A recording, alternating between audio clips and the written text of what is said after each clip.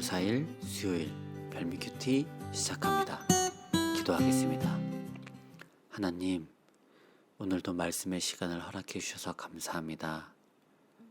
역대상을 통해 우리에게 말씀하시고자 하는 말씀을 겸손히 듣는 시간 되게 하여 주옵소서.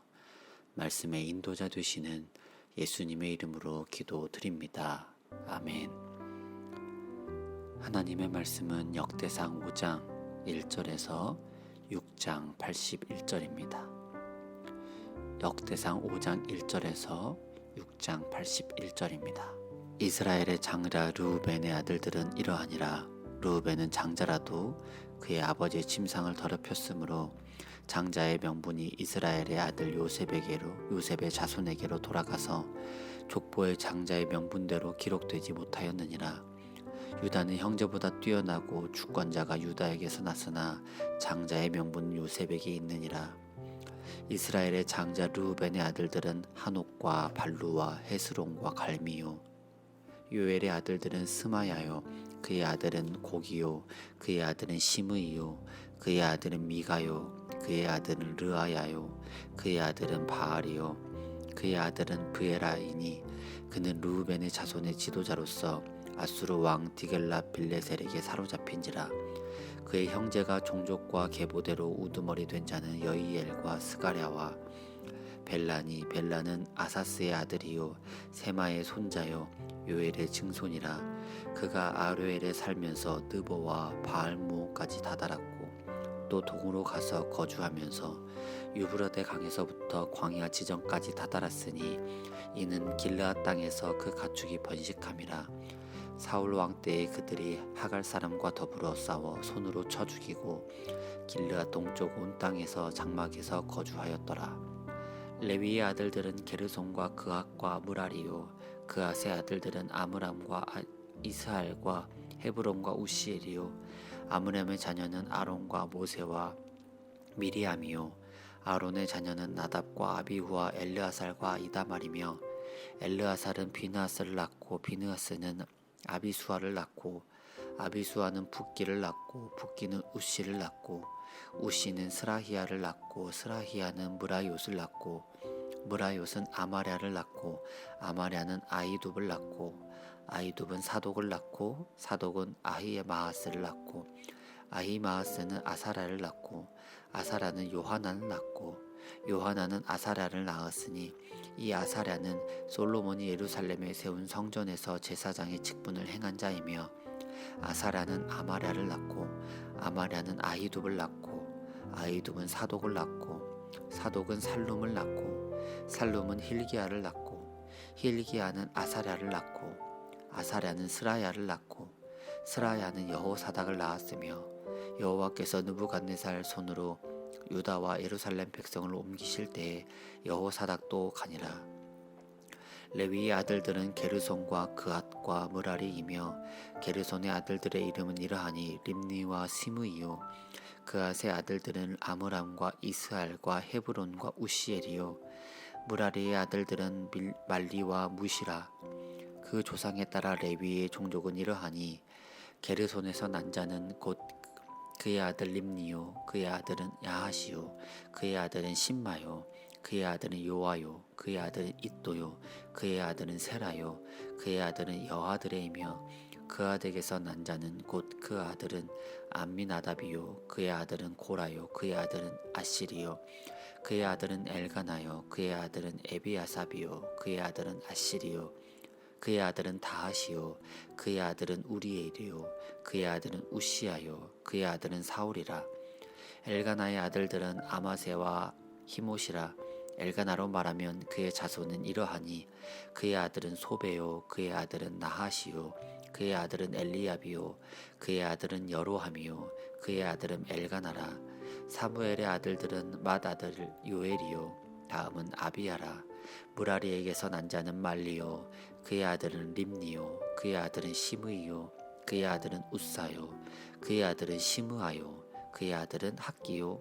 그의 아들은 아사야더라. 아멘. 본문이 굉장히 깁니다. 읽느라 수고 많으셨습니다. 본문이 너무 길어서 말씀을 어디에 중심을 둘지도 고민했습니다.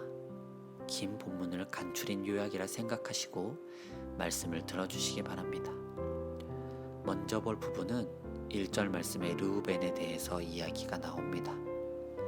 야곱의 12아들 중 첫 번째로 장자입니다. 에서와 야곱의 이야기를 알고 있는 우리는 장자의 명분이 얼마나 중요한지 알고 있습니다. 그 과정에서 험악한 나그네의 시절을 겪었던 야곱 역시 장자의 명분이 얼마나 중요한지 잘 알고 있습니다. 허나 1절에서 르우벤은 장자였으나 아버지의 침상을 더럽혔기에 장자의 명분이 요셉에게로 돌아갔다고 말씀합니다. 아버지의 침낭을 더럽혔다라는 말은 그 당시 문화권에서의 의미로 본다면 아버지에게 수치심을 주었다, 아버지와 아들 간의 관계를 깨뜨렸다는 의미이기도 합니다. 성경에서 요구하는 지켜야 할 것들을 지키지 않은 것, 즉 거룩함을 깨뜨린 것입니다. 하나님께서는 인간을 창조하시고 아담과 하와에게 그들에게 지켜야 할 것들을 요구하셨습니다. 우리가 잘 알다시피 선악과입니다. 선악과를 먹음으로써 그들은 하나님과의 관계 속에 있는 거룩함을 깨뜨리고 깨어진 거룩함으로 인해 하나님과 멀어지게 됐습니다. 르우벤 역시 그 거룩함을 깨어버렸기에 야곱이라는 가문을 인도하신 하나님과 멀어질 수밖에 없게 되었습니다. 여러분의 삶 속에서 거룩함을 지키며 살아가고 계십니까? 신앙생활을 하다 보면 하나님께서 우리에게 믿는 자들에게 때로는 더욱 엄격한 것이 아닌가라고 생각이 들기도 합니다. 하지만 이는 그만큼 우리가 사람들 앞에 하나님을 대표하는 자이기에 그럴 수밖에 없기도 합니다.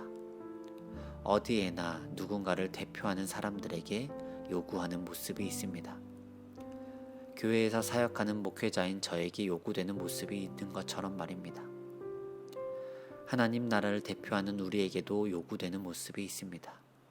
물론 그 모습을 우리가 다 갖출 순 없지만 최소한의 모습을 보여줄 필요는 있습니다. 그리고 그 최소한의 모습을 갖추기 위해서 우리에겐 거룩함이 필요합니다. 걱정하지 마시기 바랍니다. 잠깐 무너지더라도 하나님께서는 우리의 거룩함을 위해 언제나 가죽옷을 준비해 주셨다는 사랑의 사실이 기다리고 있습니다. 하나님과의 관계에서 멀어지지 않기 위한 거룩함, 하나님의 모습을 대표하는 사람으로서 보여줘야 할 거룩한 모습에는 어떠한 모습이 있는지 고민해 보시고 이 시간 고민하며 생각하신 모습이 오늘 여러분의 삶 속에서 나타내야 할 모습입니다. 이후 6절에서는 대제사장의 가계 레위 자손에 대해 나옵니다. 레위 자손에 대한 가장 큰 특징은 예배드리는 자손이며 31절부터 48절에는 그들이 찬양을 드리는 자손임을 이야기합니다. 이렇게 구약의 시대에는 예배를 구성하는 사람들과 찬양을 구성하는 사람들이 구분되어 있습니다.